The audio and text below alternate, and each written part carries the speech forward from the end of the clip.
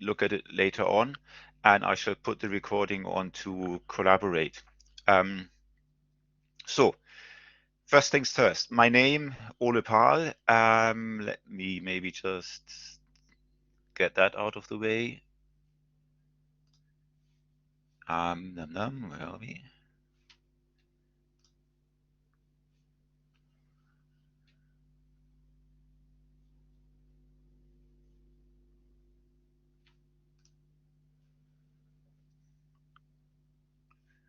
I can't share this now. Oh, I think I've got this the wrong way around.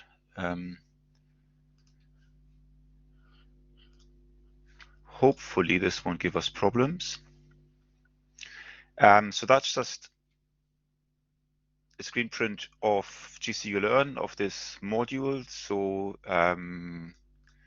that's what you would see when you go into the weeks and units and stuff, where there's Jachan's material, there will be Board's stuff and my stuff. And I think Jachan already explained to you that he will do primarily clean water stuff, I will do the dirty water stuff, and Bob will do more the regulatory catchment management side of things. If you want to find out a little bit about me first, maybe we could do that. So in the contacts tab, you have the information about the three of us.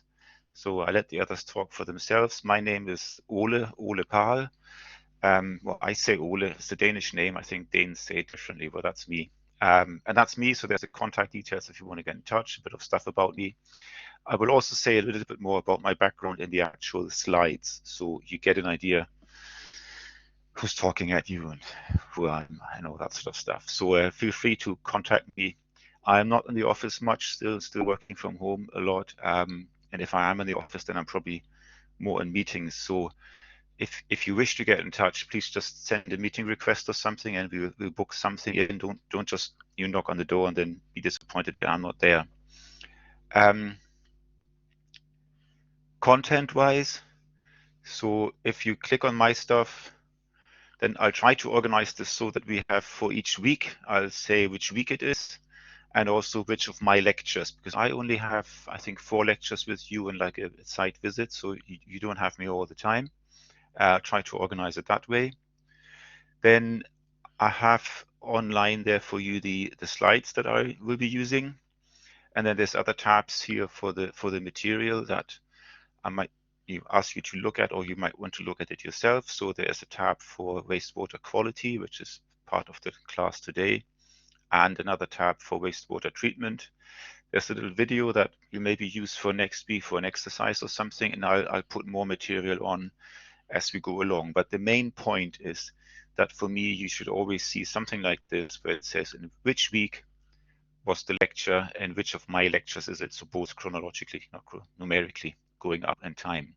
I'll have a video up, and I'll say this now, so I can invite comments or not, but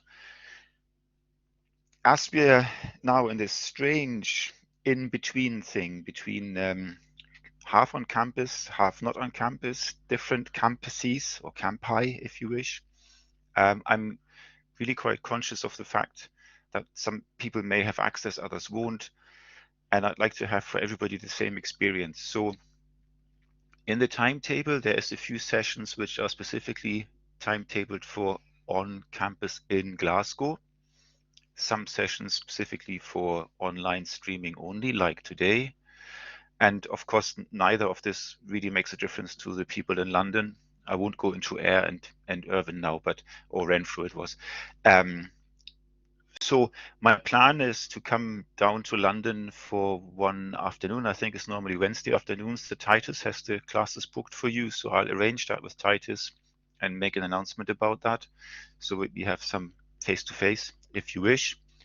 And equally, we have some face-to-face in Glasgow as well. And so hopefully that shall be balanced. For me, that means that because a number of classes are scheduled here in person in Glasgow, I will upload for every of my classes a lecture up front. Well, today it isn't up front because it's the first week, but that is what I will do. So the actual lecture time will be more in the context of a tutorial or seminar, whatever you want to call it. So what I will try to do is maybe give you like a mini exercise that you can do beforehand and then respond to that.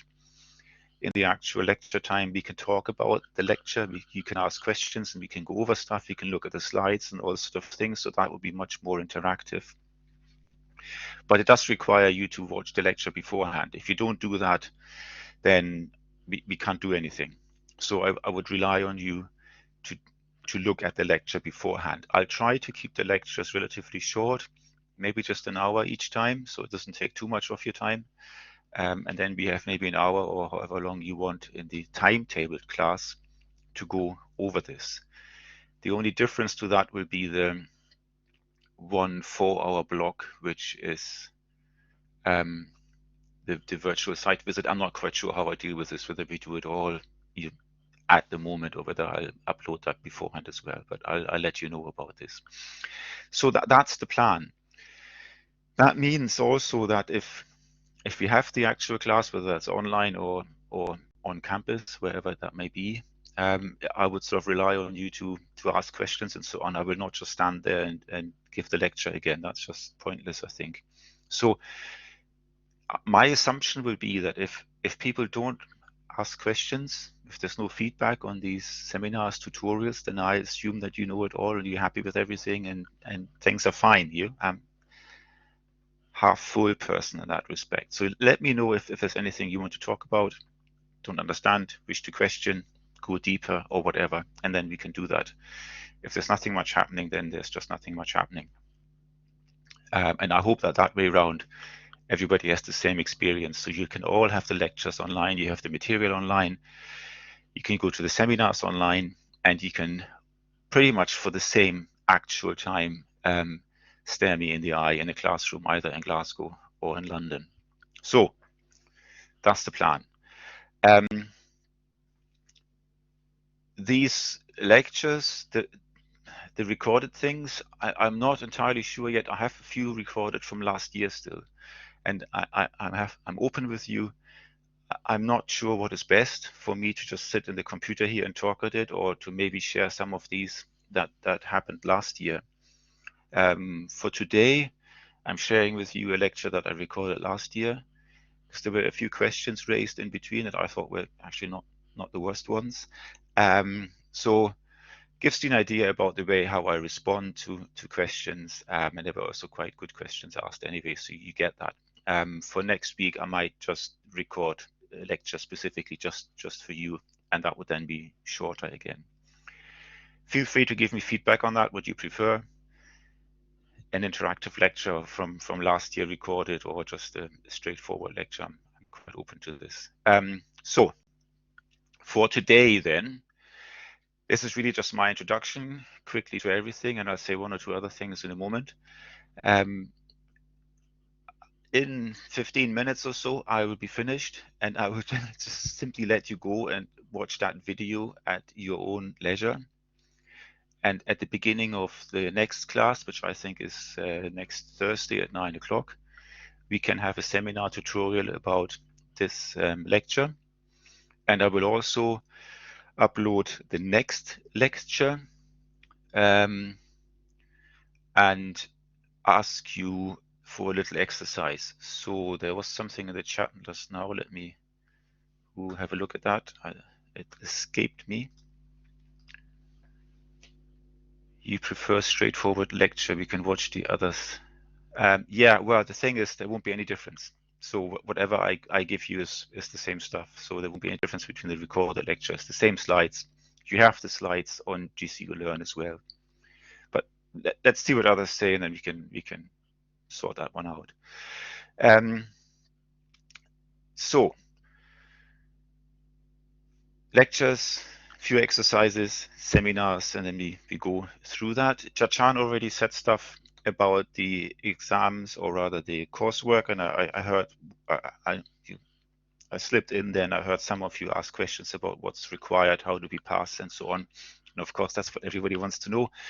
So there will be, I think Mashu said that there will be like a mini tutorial on this, but we can ask questions beforehand as well and go over stuff. So for me, what you do not need is, you do not need to look at anything other than the stuff that's on GCU Learn. So there is a fair bit amount of stuff on GCU Learn. You don't even need to look at all of this. I would direct you to the things I think might be worthwhile looking at for you.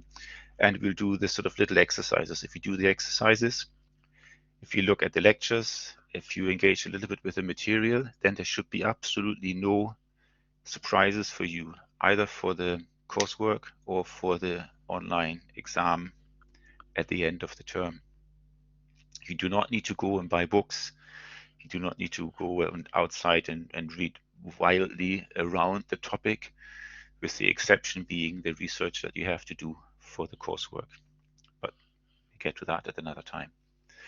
And that's really me for the moment. So the only thing I would like to say before I let you go is that for this video, or for these videos, I will upload them to YouTube first and then embed them from YouTube. The benefit of that, I find, is that YouTube automatically inserts captions. So if you wish and you load the video, you can click at the little button at the bottom and you can then see the auto cue from YouTube. If you don't understand me, I've checked that YouTube picks me up pretty okay. Now, it may be that over the hour of a lecture, there's a word or two that don't come over properly. If you find something like this, then please let me know, and I can go in and correct that manually. But I have checked previous things, and like I said, YouTube seems to understand me quite well. So that's that. On this particular video that you will see when you look at it, there's one aspect that I didn't capture well, and that is me actually flapping my hands in the background whilst I'm explaining something. So I'd like to just do this very briefly, for which I'll unplug myself. No, I better don't unplug myself. I'll step back a little bit. So there's a bit where I talk about, right at the introduction, about molecules in water and hydrogen atoms and so on and so forth. And obviously we can't see what I'm doing. So keep that in mind. When I talk about this, there's a chemical structure of oxygen and hydrogen, as it is in the water molecule. Think of my head as the oxygen, my hands as the hydrogens, and I shall do something like this that you can't see now. I will stretch out my arms as if I wanted to give you a hug. It will all make sense when you get to that section in the video. Yeah. So my hands are the hydrogens, my body, my head is the oxygen atom. That's all I'd like to say. So that's me done. If you watch the video, you get a bit of an introduction to myself. I get an introduction to water quality in general. It's quite a general introduction. And then I shall introduce how out of that comes the need to treat wastewater and what the basic, I wouldn't say basic, what the conventional way is to treat wastewater, what treatment stages you have, what the processes are, and what they do. And that should, at the end of that video, give you a pretty good overview of wastewater treatment, why we're doing it, and what it can achieve. And then we have other sessions following thereafter, where we'll be talking about advanced wastewater treatment. That is to do with removing substances that are not removed by conventional wastewater treatment, but are also quite a bit more expensive, so you have to think about them. Then we will talk specifically about nutrient removal as a separate session.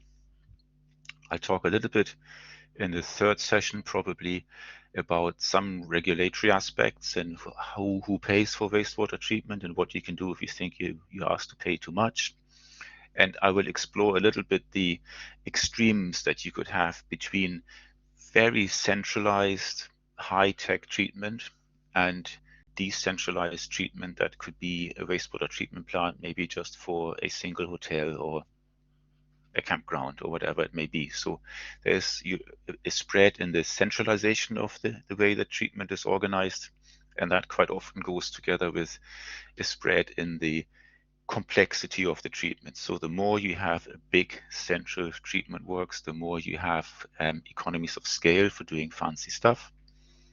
You can't really do very fancy stuff if you're only treating wastewater for 10 people and you don't have trained staff on site 24 hours a day, you don't have the money and so on. Hopefully that makes sense. Yeah, economies of scale and how that affects the abilities that you have in treating the water to the quality that you want to treat it. So that's me. I'll stop here. I'll put this up as a video on Collaborate Ultra, but please follow the instructions here. Have a look at the video yourself, and then I'll post up a lecture for next week. Please look at that as well before the lecture next week, so we can then look at some questions and deal with some material and so on during the session next week. Okay. I won't quite say have fun, but well, I'll say it anyway. Have fun, and I shall see you next week. Okay. Okay, sir. Thank you, everybody. Have a nice day. And you. Yeah. Thank you. Yeah. Bye. Bye. Bye. Thank you, sir. Okay, sir. Have a good day.